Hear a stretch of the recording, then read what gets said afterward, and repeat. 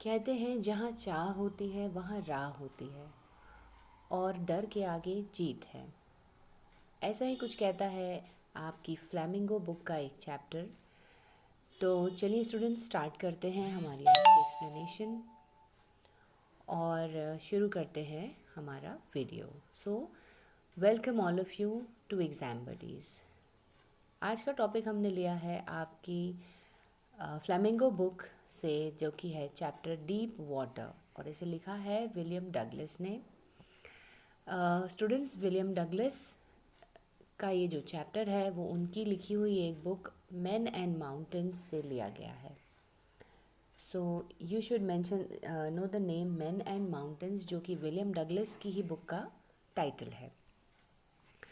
इस बुक में उन्होंने अपने फियर ऑफ वाटर और उसे ओवरकम करने की जो जर्नी है उसके बारे में डीपली लिखा हुआ है। तो वहीं से ये एक्सट्रैक्ट है। एक्सट्रैक्ट के छोटे छोटे जो पॉइंट्स हैं वो मैंने आपके इस एक्सट्रैक्ट में कवर कर दिए हैं और मैं इनको वन बाय वन आपको एक्सप्लेन करूँगी, जिससे आपको इस चैप्टर का एक्सप्लेनेशन पूरी तरह से क्लियर हो जाएगा। आइए शुरू करते हैं। तो स्टोरी है राइटर की, जो कि बचपन में ही पानी में डूबने से डर जाते हैं। उनके साथ बचपन में जब वो 4 साल की उम्र के होते हैं तब उनके साथ एक हादसा होता है, जब वो अपने पेरेंट्स के साथ एक कैलिफोर्निया के बीच पे छुट्टी मनाने जाते हैं। उस हादसे में वो एक छोटी सी लहर के नीचे डूबने लगते हैं और तब से उन्हें पानी से डर लगने लगता है। इससे पहले कि वो इस डर को ओवरकम करें, उनके साथ एक और हादसा होता है जब वो 11 साल के होते हैं। ये उम्र भी आपको याद रखनी है कि दूसरा हादसा होता है जब वो 11 साल के होते हैं।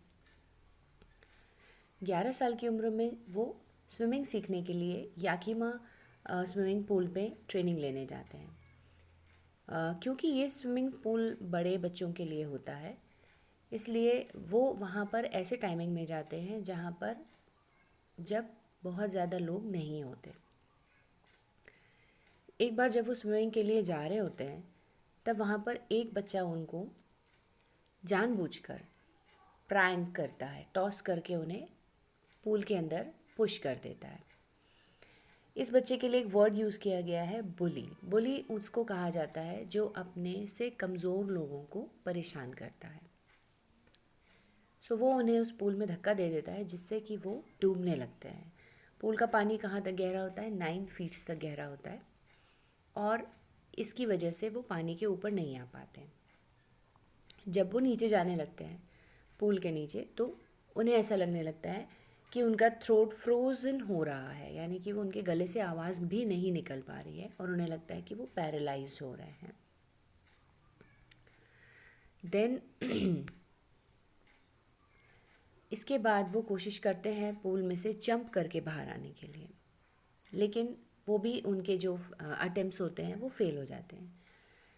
इसके वो 3 अटेम्प्ट करते हैं, 3 बार अटेम्प्ट करते हैं कि वो पूल से बाहर निकल जाएं, लेकिन वो हर बार फेल हो जाते हैं। फिर उन्हें लगता है कि अब सब कुछ ख़त्म हो रहा है। ही फील रिलैक्स। अब उन्हें एक अजीब सी फीलिंग होने लगती है, उन्हें रिलैक्सनेस लगने लगती है। उन्हें लगता है उनके पैर जो हैं लिम्प हो गए, यानी काम करना बंद कर चुके हैं, ब्रेन भी काम करना बंद कर चुका है और अब कोई पैनिक नहीं है। अभी तक वो जो स्ट्रगल कर रहे थे वो सारा स्ट्रगल जो है वो ख़त्म हो गया है और अब वो स्पेस में फ्लोट कर रहे हैं। इस स्थिति में उन्हें लगता है he has crossed oblivion. Oblivion means जब हम स्टेट ऑफ अनकॉन्शियसनेस में आ जाते हैं। उन्हें लगता है कि अब वो मरने वाले हैं। इसके बाद उन्हें पूल के आसपास के कुछ लोग देख लेते हैं और उन्हें बचा लेते हैं, लेकिन इस डर से उन्हें कई रातों तक नींद नहीं आती। वो कई दिनों तक ठीक से कुछ खा नहीं पाते। इस डर को ओवरकम करने के लिए उन्होंने बहुत कोशिश किया कि वो दोबारा स्विमिंग करें। कई सारे लेक्स विज़िट करते हैं वो, कोलंबिया, हैम्पशायर, बट कहीं पे भी वो इंजॉय नहीं कर पाते, क्योंकि जब भी वो पानी में जाते हैं उन्हें वही डर बार बार आता है और वो सोचते हैं कि अब इस फियर से किसी भी तरह हुक और बाय क्रुक उनको बाहर निकलना है। तो वो फैसला करते हैं कि अब उन्हें एक इंस्ट्रक्टर की ज़रूरत है जो उनको हेल्प आउट करे और सही तरह से स्विमिंग सिखाए। तो दिस टाइम वो एक इंस्ट्रक्टर को हायर करते हैं जो उन्हें स्टेप बाय स्टेप स्विमिंग के लिए तैयार करता है। इसमें वो उनके वेस्ट के अराउंड एक रोप बांध देता है एक बेल्ट से, और वो रोप एक पुली से अटैच होती है जो उनके सिर के ऊपर एक केबल के ऊपर चलती है। ये उनको हेल्प करने के लिए होती है कि बाय चांस वो अगर डूबने लगें तो इस रोप के मदद से उन्हें बाहर निकाला जा सके।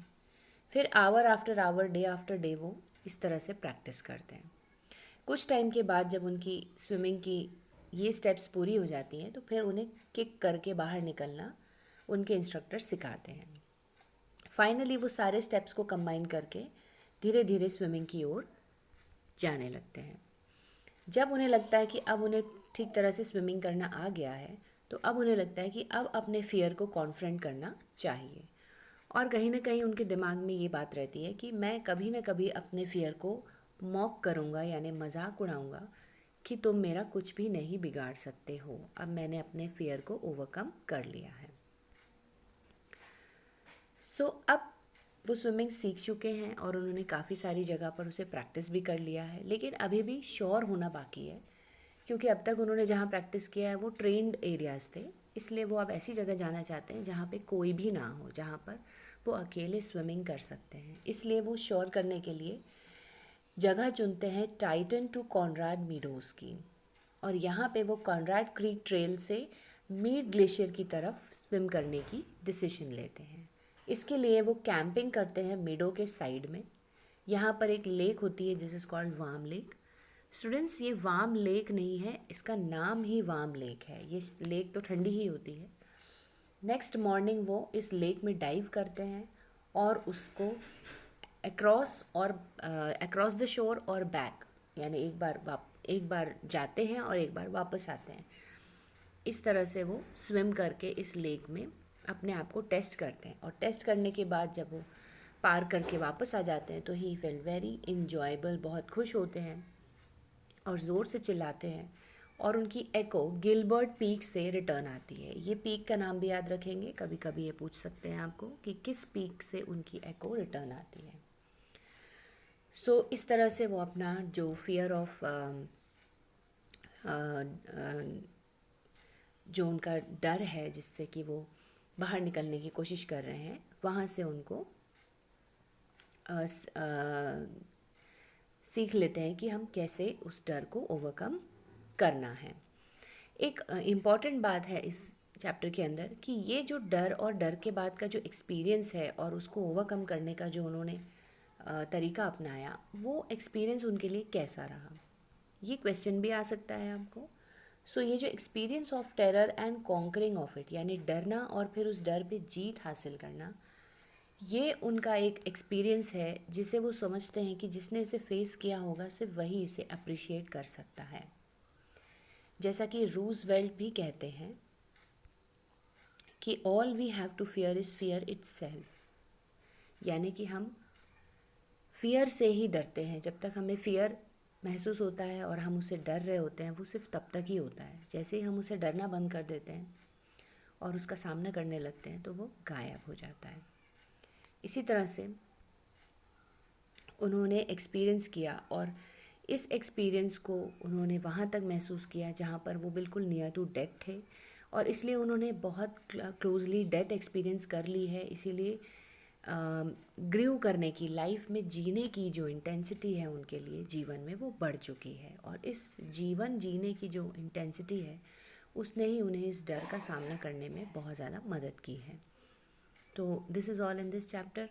इस तरीके से उन्होंने अपने डर को किस तरह से ओवरकम किया है, इससे रिलेटेड सारे इंपॉर्टेंट पॉइंट्स मैंने कवर कर दिए हैं आपके लिए इस चैप्टर के अंदर। एंड आई होप अब ये लेसन आपके लिए क्लियर है।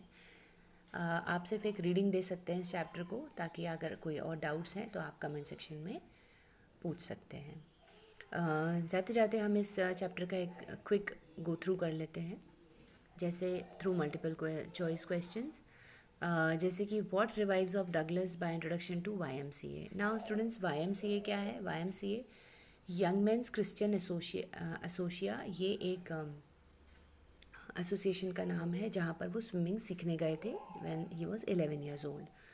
तो यहाँ पर उन्हें किस चीज़ का रिवाइवल हो जाता है, क्या उन्हें याद आ जाता है? Childhood fear, memories of holiday, memories of father and son companionship या एक टेरिबल एक्सीडेंट। तो उन्हें याद आ जाता है अपना चाइल्डहुड फियर, जो कि बचपन में उनके साथ घटना हुई थी। तो इसका आंसर होगा चाइल्डहुड फियर। नेक्स्ट क्वेश्चन हम देख लें। To author hated to walk naked to the pool as he had. Author को पानी में जो है स्विमिंग का ड्रेस पहन के जाना पसंद नहीं था। क्यों? Because he has skinny arms, puny chest, skinny legs या हेयरी लेग्स। ये एक बात चैप्टर के अंदर आई हुई है कि राइटर के लेग्स बहुत ही स्किनी थे। स्किनी मीन्स बहुत ज़्यादा पतले थे और उन्हें बहुत शर्म आती थी इस तरह से अपने पतले पैरों के साथ पूल में जाने में। इसीलिए वो हमेशा ही ऐसा टाइम चुनते थे जब बहुत ज़्यादा लोग ना हो। इसी वजह से जब वो डूबने लगे तो उन्हें बचाने के लिए बहुत देर में लोग पहुँचे थे। सो इसका आंसर होगा he has skinny legs, means option number C. Now next question. How much distance was covered by Douglas while swimming across Lake Wentworth in the New Hampshire? New Hampshire में उन्होंने काफ़ी बार प्रैक्टिस की थी जाकर के swimming की। तो यहाँ पर उन्होंने एग्जैक्टली 2 माइल्स का डिस्टेंस कवर किया था। तो answer will be option C, 2 miles. Next is how many times Douglas try to come to the surface of the pool. ये मैंने आपको एक्सप्लेनेशन के थ्रू भी बताया है कि उन्होंने 3 टाइम्स ट्राई किया था उस पूल से बाहर आने के लिए। Next question is the extract deep water is taken from which book. This is also, मैंने स्टार्टिंग में ही आपको बताया था अगर आप याद हो, कि ये title of man and mountains जो कि विलियम डगलस ने ही लिखी है, वहाँ से लिया गया है। So students, that is all for this class. I hope you like the video. और अगर आप इसमें कोई भी इम्प्रूवमेंट चाहते हैं या कोई भी आपकी क्वेरीज़ हैं तो आप मुझे कमेंट करके पूछ सकते हैं। Till then, practice and learn well. Thank you. Have a nice day.